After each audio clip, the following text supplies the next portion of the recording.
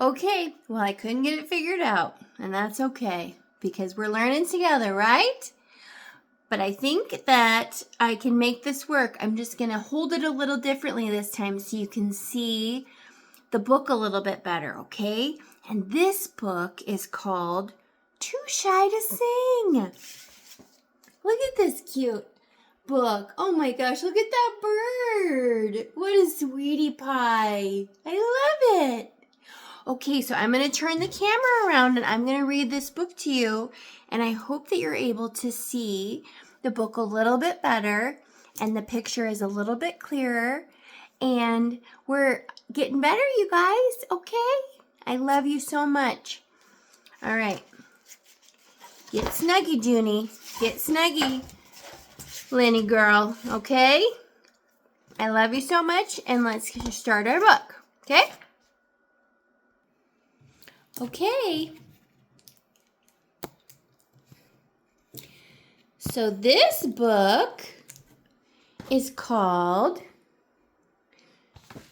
Too Shy to Sing. Oh, look at those gorgeous colors. Look at that cute little bird. Tweet, tweet, tweet, tweet, tweet, tweet. Look at that little butterfly. Oh my gosh, I already love this illustration. Okay, here we go. Canary was busy tidying his nest. He sang to himself as he gathered tiny twigs to make his home stronger. Canary loved to sing, but only on his own. He was much too shy to sing in front of the other birds.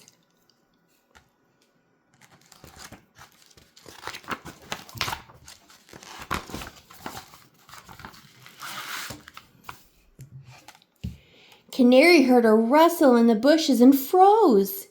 Had someone heard his song? Is anybody there? He called. But it was only the wind in the branches. Canary relaxed and started to sing his beautiful tune once more.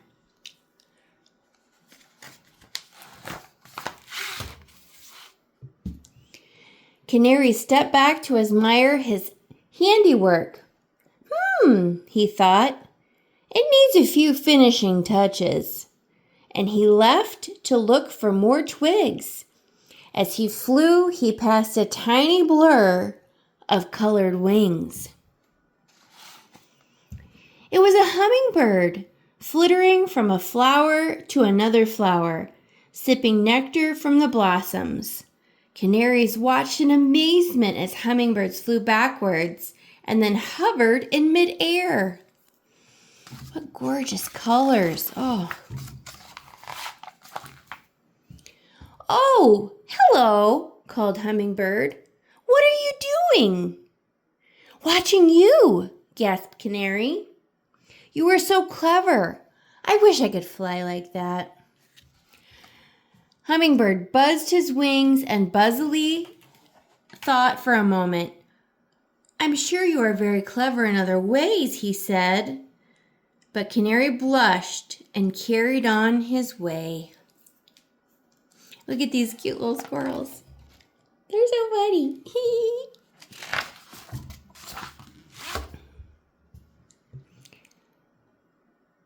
On and on flew Canary until he saw a flash below him. He perched on a tree to see who was running so fast. It was an ostrich, hurtling along at top speed.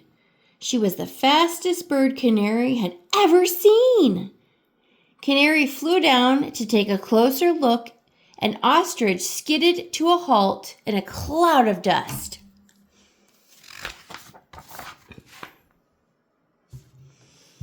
Oh, hello, said Ostrich. What are you doing? Watching you, gasped Canary. You were so speedy. I wish I could run like that. Ostrich tipped her head to one side. But you don't need to run fast. I bet there is something that makes you unique too. But Canary didn't think he was unique at all.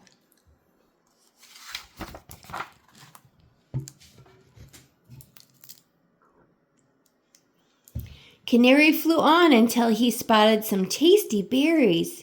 He stopped and pecked at them to cheer himself up. Suddenly he heard footsteps and watched as a peacock strutted out from beneath a bush. Peacock slowly fanned his tail into a magnificent display of blue, green, and turquoise and turned around to show it off to his friends. Canary gave a sigh.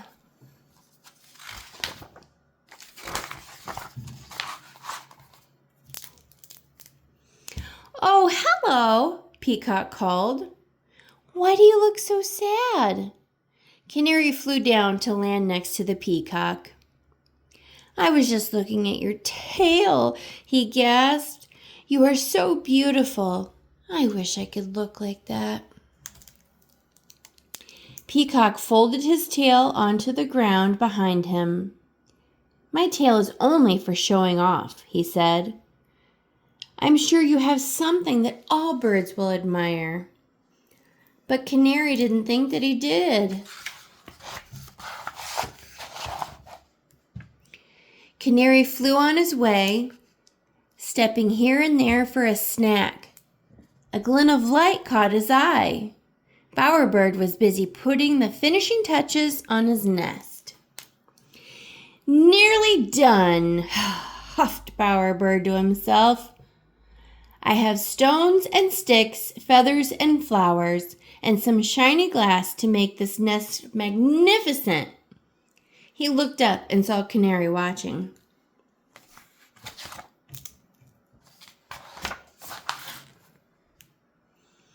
"Oh, hello," he called to Canary. "What are you doing?" "Watching you," gasped Canary. "You are so talented. I wish I could make a nest like that." Bowerbird moved a stone a little bit to the left. "It's what I'm good at," he said. "But everybody is good at something. I'm sure you're especially good at something too." But Canary just shook his head. Poor Canary. Oh boy, we're still doing it. We're moving on. As he made his way back to the nest, Canary heard a familiar song rising from the forest below him. He flew down to take a closer look. "Oh, hello," said Canary. "What are you doing?" "I'm practicing my copycat noises," chirped Lyrebird. "Do you like my canary song?" He whirled, clicked, and laughed.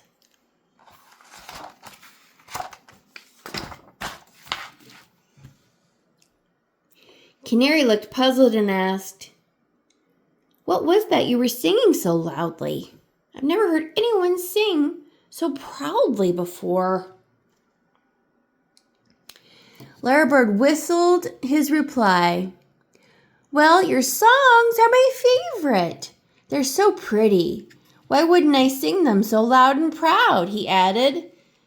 "Sing a little, and I'll sing along." Canary hesitated. He was too shy to sing. But if today had taught him anything, it was that you couldn't be shy about things that you were good at. So he took a deep breath and started to sing.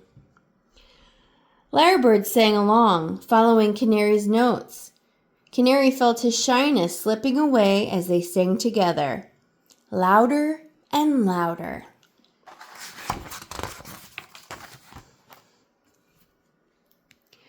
Canary sang his heart out. The tune warbled, rippled, and floated beautifully through the trees for everyone to hear. When he stopped, Canary could hear cheering and whooping. Lyrebird had stopped singing to listen, so Canary had been singing all by himself. Canary's friends were all standing around him, looking amazed. "Wow," they cried. "We wish we could sing like you."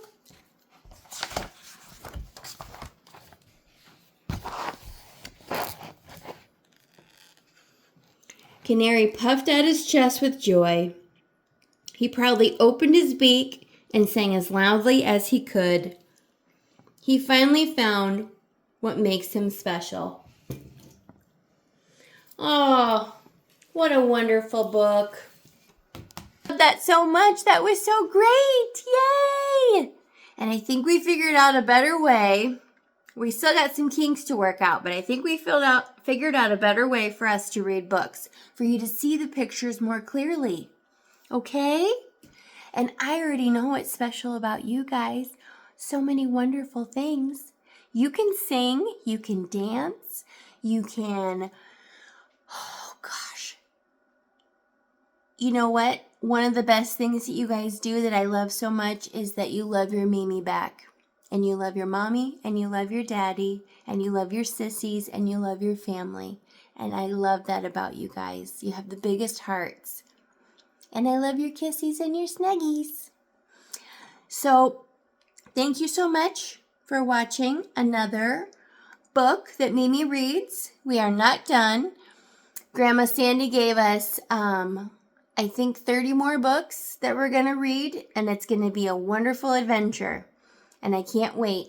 I love you so much. I will see you soon, and have a wonderful night. Go night-night, okay?